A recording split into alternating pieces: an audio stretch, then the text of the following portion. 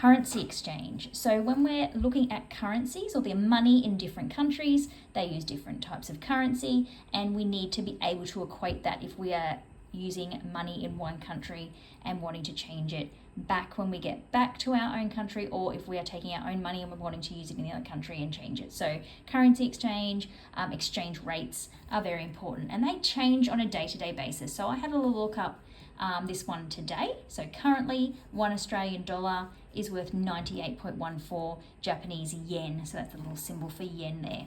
So if I've got 500 Australian dollars and I want to know how many yen that is, I'm going to multiply that by 98.14. So $1 Australian dollar was 98.14. I've multiplied that by 500. So I'm going to multiply the 98.14 by 500, or do the 500 times 98.14. So I'm going to grab my calculator and do my 500 times 98.14, and I get 49070 yen. So 49,070 yen. Now, if I want to go back the other way, I'm going to divide.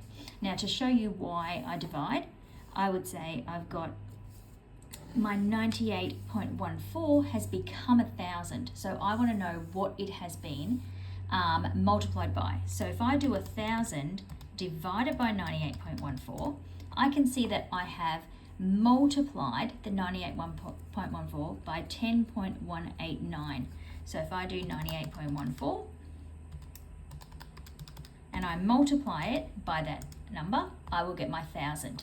That means on this other side, I am going to have to multiply by that 10.189, and I'm multiplying that by 1, so obviously I'm going to get 10.189 Australian dollars, and I would probably round that to 10.19. So you can see that what I have divided, my 1,000, I divided that by the 98.14 to get to this value here, and I multiplied by 98.14 to get to my new value there.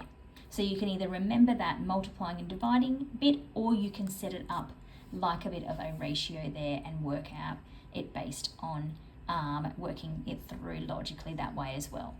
Okay, so when we are going from Australian dollars to another currency, we are multiplying by the exchange rate. When we are going from another currency to Australian dollars, we divide that by the exchange rate. So divide the foreign currency by the exchange rate, and we will get our Australian dollars there.